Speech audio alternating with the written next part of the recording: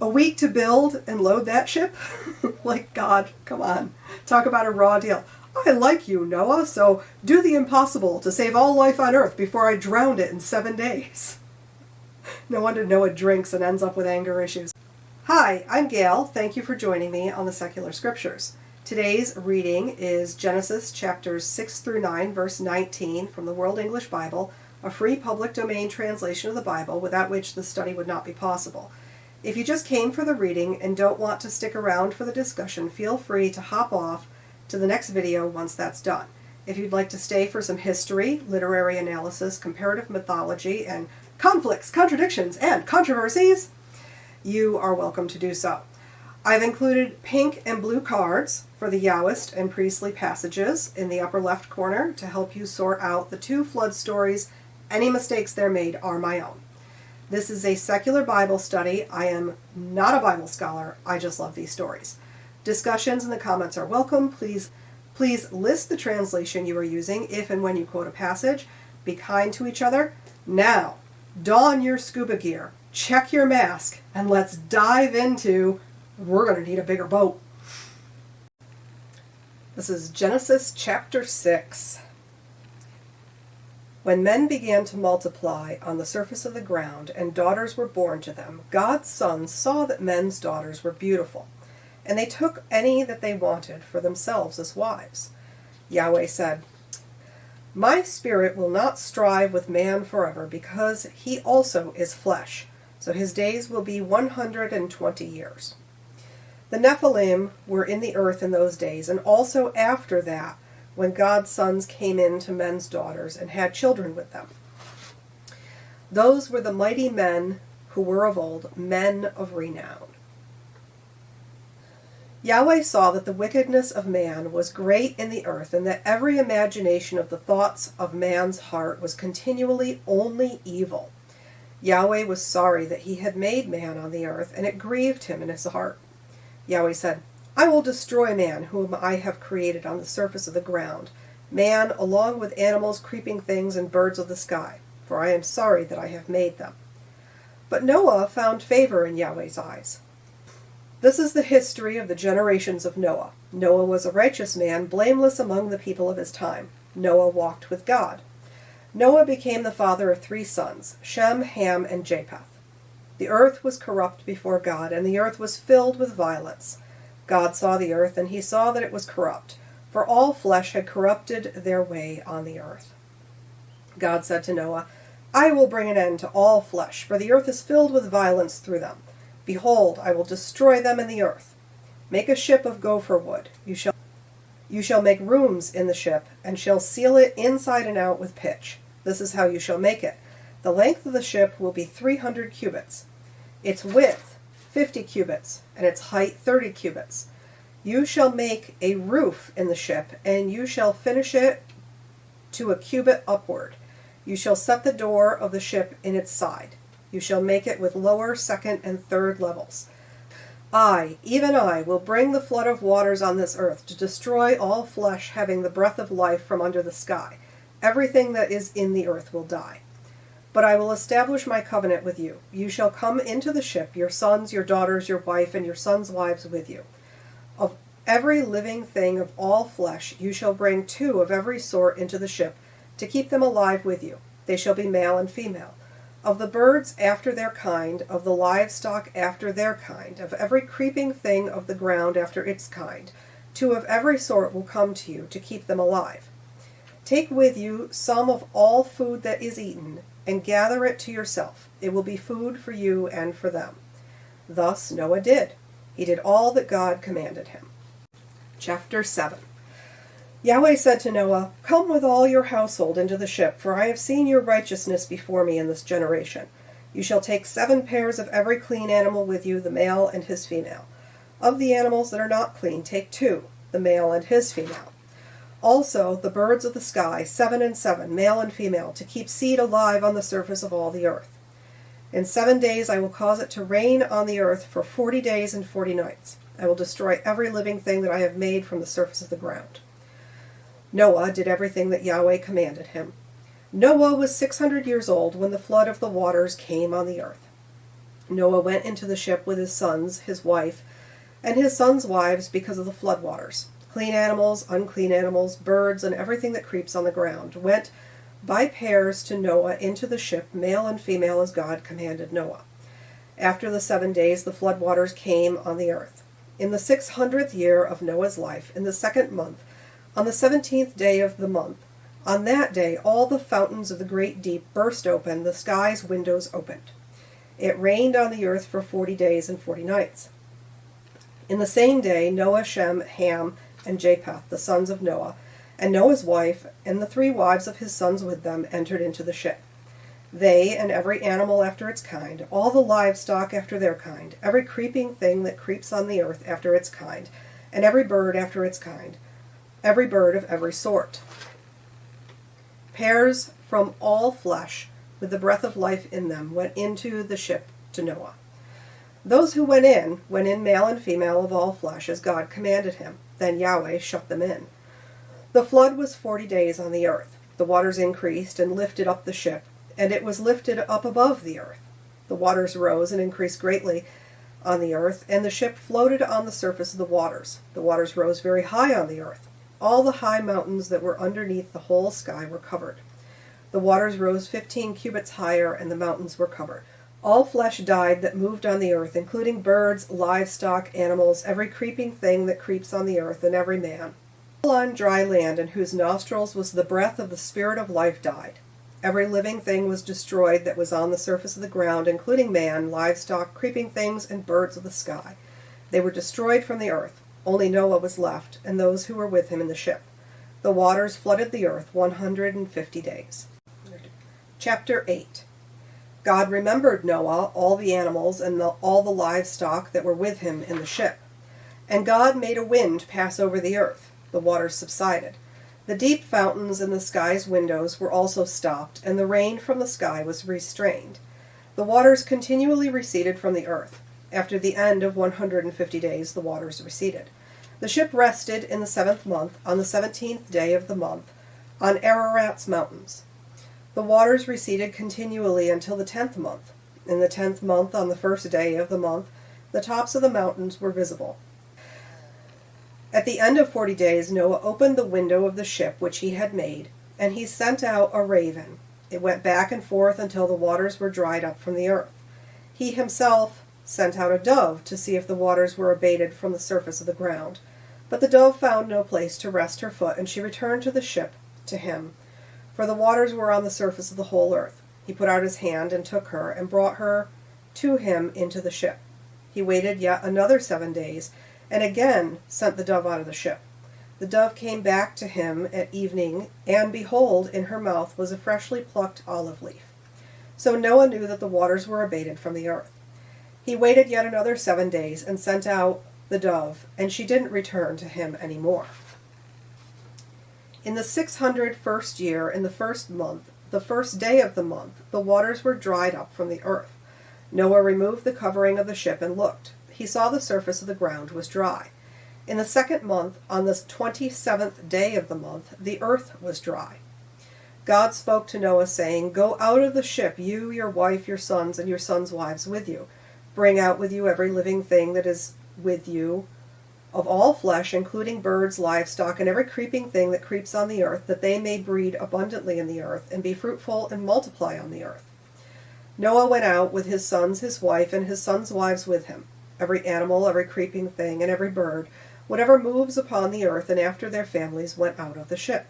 Noah built an altar to Yahweh, and took of every clean animal and of every clean bird, and offered a burnt offering on the altar. Yahweh smelled the pleasant aroma. Yahweh said in his heart, "I will not again curse the ground any more for man's sake, because the imagination of man's heart is evil from his youth. I will never again strike every living thing as I have done. While the earth remains, seed, time, and harvest, cold and heat, summer and winter, day and night will not cease." Chapter 9. God blessed Noah and his sons and said to them, "Be fruitful, multiply, and replenish the earth. The fear of you and the dread of you will be on every animal of the earth, and on every bird of the sky. Everything that moves along the ground, and all the fish of the sea are delivered into your hand. Every moving thing that lives will be food for you. As I give you the green herb, I have given everything to you. But flesh with its life, that is, its blood, you shall not eat. I will surely require accounting for your life's blood. At the hand of every animal I will require it. At the hand of man, even at the hand of every man's brother, I will require the life of man. Whoever sheds man's blood, his blood will be shed by man, for God made man in his own image. Be fruitful and multiply, increase abundantly in the earth and multiply on it. God spoke to Noah and his sons with him, saying, As for me, behold, I establish my covenant with you, and with your offspring after you, and with every living creature that is with you, the birds, the livestock, and every animal of the earth with you, of all that go out of the ship, even every animal of the earth. I will establish my covenant with you. All flesh will not be cut off any more by the waters of the flood. There will never again be a flood to destroy the earth.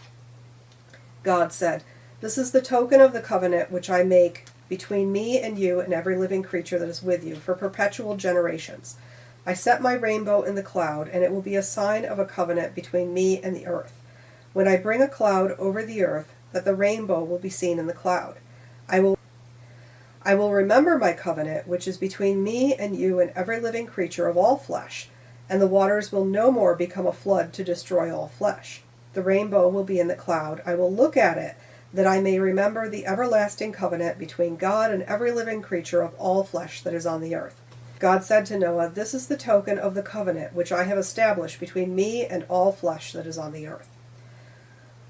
The sons of Noah who went out from the ship were Shem, Ham, and Japheth, and Ham is the father of Canaan. These three were the sons of Noah, and from these the whole earth was populated. Before I get too deep into the trauma weeds here, I have 4 quick channel and episode recommendations. The first one is Jennifer Bird, PhD, Genealogies and Flood Stories.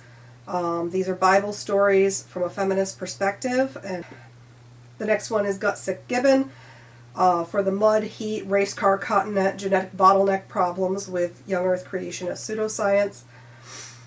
Go check out Debunked episode How Big Would Noah's Ark Actually Need to Be?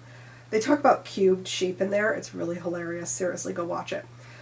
And then to be fair, we will pick Standing for Truth yet again. Pick a video, any video on young earth creationist, biblical, literalist flood perspective theories. Please be nice. There are a few things that I found very interesting, both in the text itself and in the artwork as I was searching for it. The first thing is obviously the repetition of events and the timeline conflicts.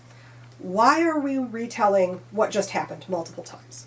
Did it take a week or 3 months or a year to build this ship? Was it 40 days or 150 days that it rained?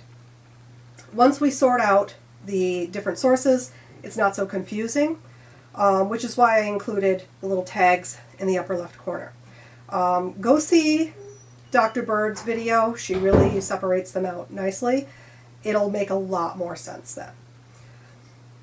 What's with the overemphasis on Shem, Ham, and Japheth being Noah's 3 sons? We're actually going to talk about that in the next video. The next thing I noticed is that the artwork depicting the wickedness of humans was all about feasting and partying, which is taken from the New Testament. I really struggled to find representations of the antediluvian violence mentioned in chapter 6, verses 11 through 13. Modern websites used art depicting Greek and Roman myths of giants as stand-ins for that time frame, which is a neat solution. But it does say something about how this was interpreted in religious art history. I opted for a hierarchy scale relief carving, which is not of a giant, but of a king killing enemy soldiers. And at this point in time, the most important person was depicted as being the largest. It doesn't mean that they were a giant. On that note, the victims of Noah's flood in art are not shown as wicked. Michelangelo's Sistine Chapel scene, a mother kisses her baby, a father lifts his child onto a mule, an old man pulls his son's body from the water, as others reach out to help, and a husband carries his wife up a hillside to escape the waters. Yes, people struggle in the round boat so it doesn't sink. They all just want to live. In Léon Comer's Le Déluge, we see the desperation of humans and beasts, soaked, drowning, and dead, piled on each other, clinging, desperate, and crying, hopeless as the waters rise around them. As humans, we cannot shed our compassion just because something happened a long time ago. Nor can we say, but they were evil, because we know people die in floods all the time.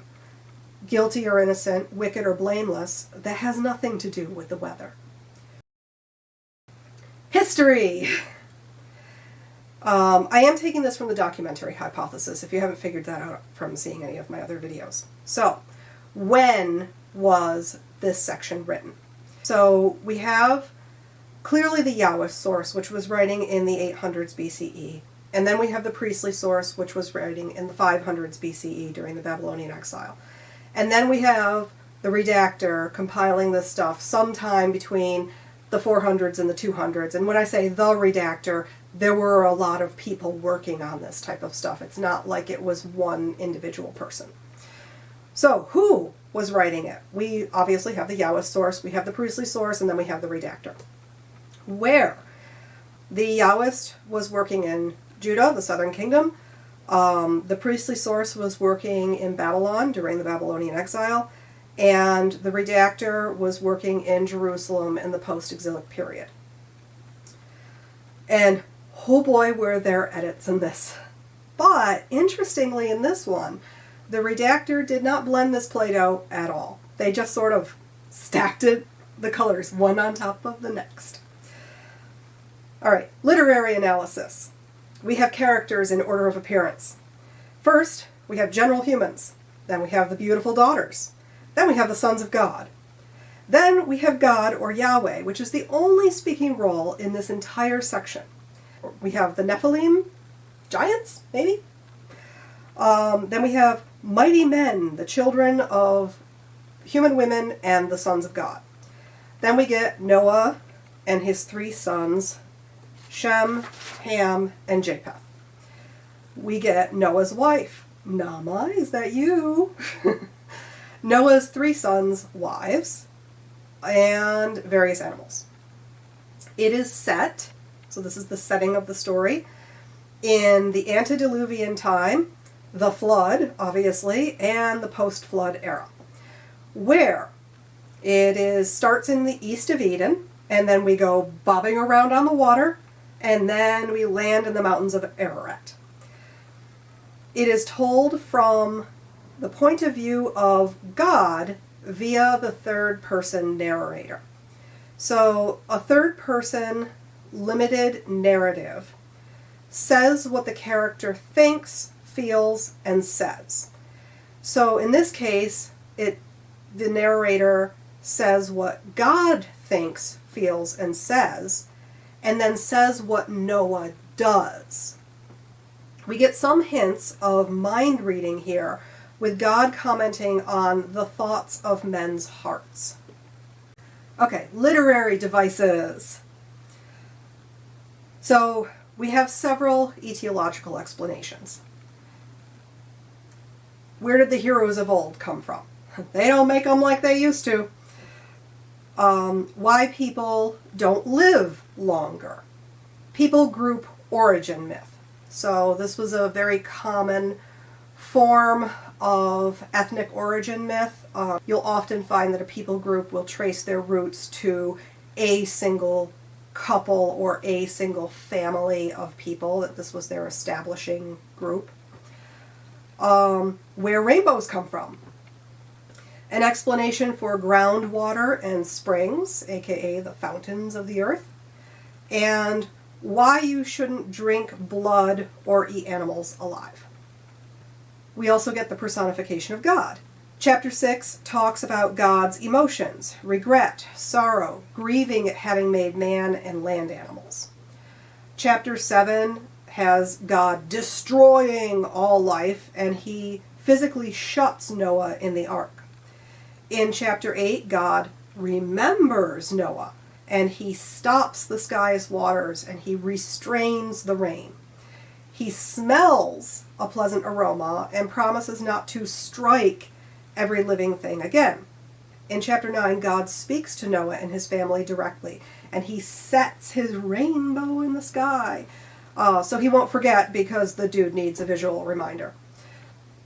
There's also a lot of dialogue in this section. While God is the only one in the speaking role, he has a lot to say, mostly repeating himself. And that brings us to repetition. Noah does what God tells him to do after each set of instructions, which are repeated in both the J and the P versions multiple times. You have every animal and every creeping thing and every bird that moves or breathes upon the earth repeated multiple times. In chapter 9, we get a repeat of the blessings and the food instructions for Noah's family and the animals from the ark that God gave to the humans and animals in chapter 1, verse 28 and 29. My covenant and the rainbow in the cloud are repeated multiple times in chapter 9, sort of like writing a phrase on the board. I will not commit another mass extinction event. I will not commit another mass extinction event. I will not commit another mass extinction event. Which, by the way, is a good idea. Obviously, I have not listed all of the literary devices, so feel free to comment below with some that I left out, like exaggeration. Comparative mythology! This is my favorite part. Alright, I'm going to read Herbert Mason's translation of Utnapistim and the Flood of Shuruppak from the Epic of Gilgamesh. I promise I will try not to cry, but it's a really good story, so I might. Hi, you get editing, Gail. I cried. Not only did I cry, but I ugly cried. And portions of the video were blurry, so I need to read it to you again. There was a city called Shuruppak on the banks of the Euphrates. It was very old, and so many were the gods within it. They converged in their complex hearts on the idea of creating a great flood. There was Anu, their aging and weak-minded father, the military Enlil, his advisor, Ishtar, the sensation-craving one, and all the rest. Who was present at their council, came to my house, and frightened by the violent winds that filled the air, echoed all that they were planning, and had said, Man of Shuruppak, he said, tear down your house and build a ship. Abandon your possessions and the works that you find beautiful and crave, and save your life instead. Into the ship bring the seeds of all the living creatures. I was overawed, perplexed, and finally downcast. I agreed to do as A said, but I protested. What shall I say to the city, the people, the leaders?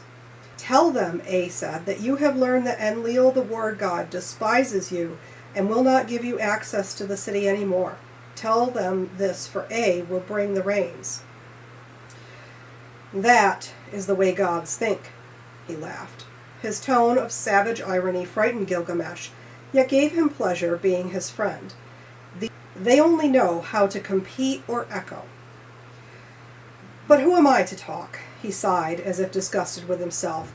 I did as he commanded me to do. I spoke to them, and some came out to help me build the ship. Of 7 stories each with 9 chambers, the boat was a cube in shape and sound. It held the food and wine and precious minerals and the seeds of living animals we put in it. My family then moved inside, and all who wanted to be with us there. The game of the field, the goats of the steppe, the craftsmen of the city came. A navigator came, and then A ordered me to close the door. The time of the great rains had come. Oh, there was ample warning, yes, my friend, but it was terrifying still. Buildings blown by the wind for miles like desert brush. People clung to branches of trees until the roots gave way. New possessions, now debris, floated on the water with their special sterile vacancy. The river banks failed to hold the water back. Even the gods cowered like dogs at what they had done. Ishtar cried out like a woman at the height of labor, "Oh, how could I have wanted to do this to my people?" They were hers, notice. Even her sorrow was possessive. her spawn that she had killed too soon. Old gods are terrible to look at when they weep, all bloated like spoiled fish. One wonders if they ever understood that they have caused their grief. When the seventh day came, the flood subsided from its slaughter like hair drawn back slowly from a tormented face. I looked at the earth, and all was silence. Bodies lay like alewives, dead and in the clay. I fell down on the ship's deck and wept. Why? Why did they have to die? I couldn't understand. I asked unanswerable questions a child asks when a parent dies, for nothing. Only slowly did I make myself believe, or hope, that they might all be swept up in their fragments together and made whole again. By some compassionate hand. But my hand was too small to do the gathering. I have only known this feeling since, when I look out across the sea of death, this pull against a littleness myself, waiting for an upward gesture. Oh, the dove, the swallow, and the raven found their land. The people left the ship. But I, for a long time, could only stay inside. I could not face the deaths I knew were there. Then I received Enlil, for A had chosen me. The war god touched my forehead. He blessed my family and said, "Before this you were just a man, but now you and your wife shall be like the gods. You shall live in the distance, at the river's mouth, at the source." I allowed myself to be taken away from all that I had seen. Sometimes, even in love, we yearn to leave mankind. Only the loneliness of the only one, who never acts like gods, is bearable. I am downcast because of what I've seen. Not what I still have hope to yearn for. Lost youths restored to life, lost children to their crying mothers, lost wives, lost friends, lost hopes, lost homes. I want to bring these back to them. But now there is you. We must find something for you. How will you find eternal life to bring back to your friend? So I definitely did not succeed in not crying during that story. We also have the Hindu story of Manu and Matsya, where Vishnu is in his incarnation as the fish god Matsya, and he tells Manu to build a boat and collect all of the grains to survive the coming flood. In Greek mythology, we have Deucalion, son of Prometheus, and Pyrrha, daughter of Epimetheus, and they're warned by his father to build an ark or a chest to escape Zeus's flood, brought on by a human sacrifice.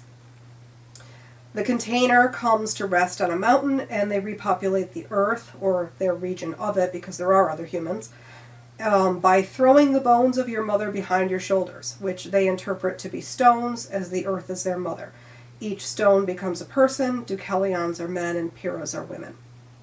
The Chinese flood myth has a father and son, Guan and U, battling a flooding river by building great dams. We can keep going around the world, from the Aztecs and Incas in Central and South America to the Philippines and Siberia. People have flood myths because the reality of our world is that floods happen. Usually 2 people to a small group survive and rebuild, because without a warning system, and with a majority of people living in river valleys, that's how floods work. People survive by climbing a mountain, building a special boat, or clinging to floating debris. The rest die. Plot summary. There are 2 separate flood stories here with some side quests, but the actions parallel each other thanks to the redactor's hard work and desire to maintain the integrity of each text while splicing them together. Chapter 6 opens with a short story about the sons of God, the daughters of men, and the Nephilim, and men of renown. If you want to know a lot more about the Nephilim, read the books of Enoch. They are not part of the Bible, they're extra-biblical texts, but they were hugely influential on the Bible. God limits human lives to 120 years, but this doesn't happen for a long time. God decides to destroy the creatures of the earth via a flood because of the wickedness or violence of humans. Now, he was the one who cursed Adam and the earth, like, dude, what the heck? But he's taken a shine to Noah, so he tells him to build a big old boat, or box, and take a given number of each animal, food, and his family onto it. Noah does that. In chapter 7, it repeats these instructions, gives Noah's age, and there's the conflicting timelines, but regardless of the details, the critters and family get loaded in to the box, boat, ship, and the rain starts, and the boat, behold, she floats. And everybody dies, except for Noah. Kind of. There's some more stuff in there. In chapter 8, God remembers Noah. Apparently God has memory issues. He stops the water, and various amounts of time pass.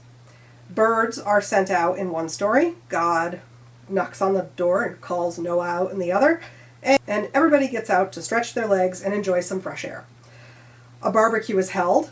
God likes it and promises not to do that again.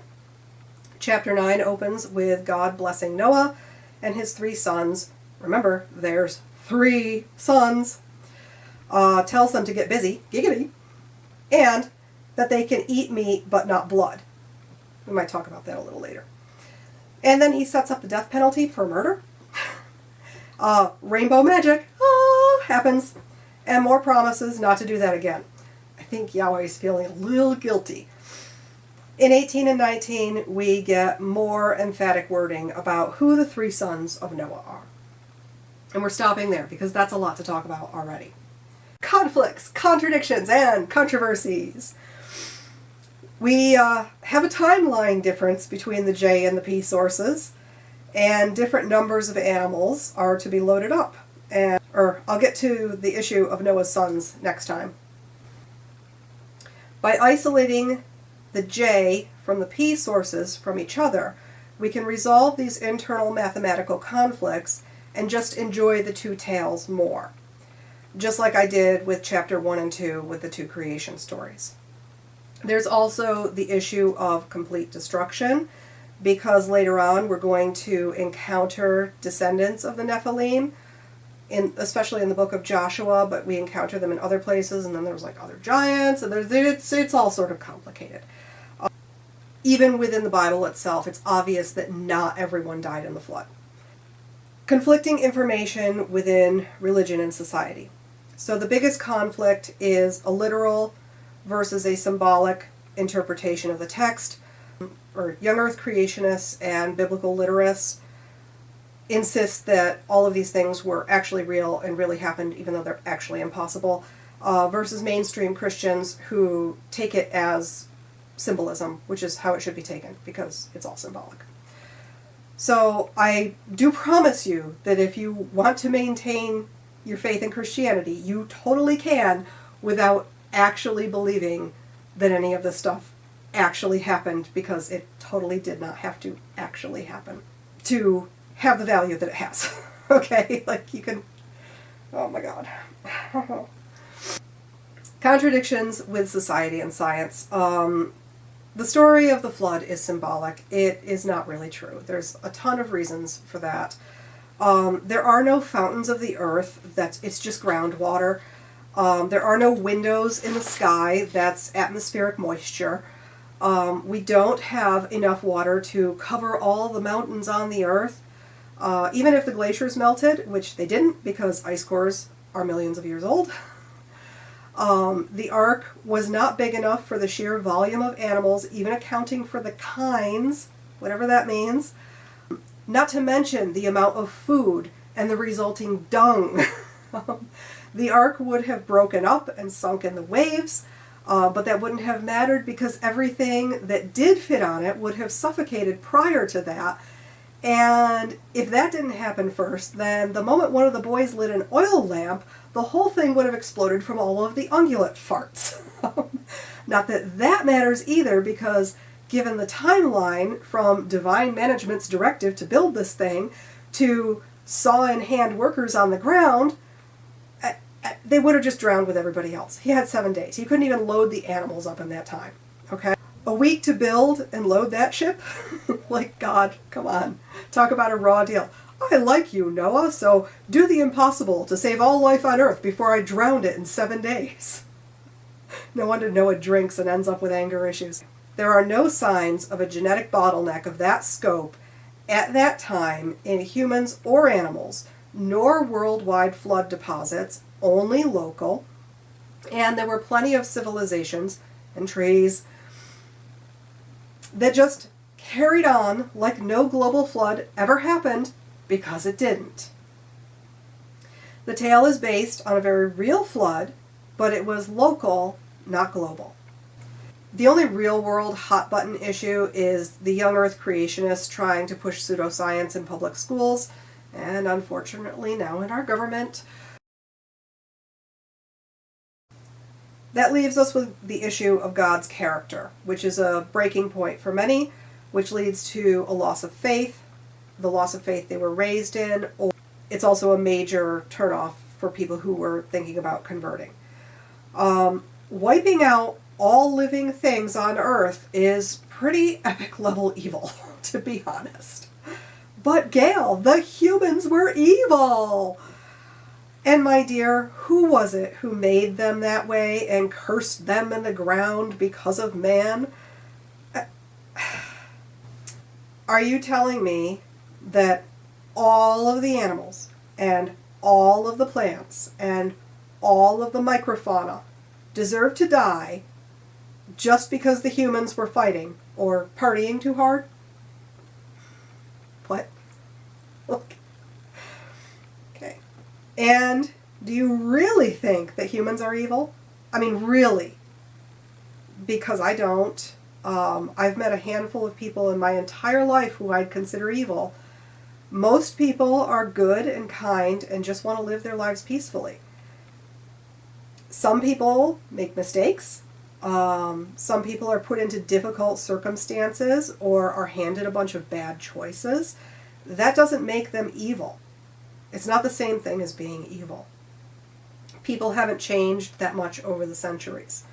And to be quite honest, telling small children that they're born evil is pretty shitty.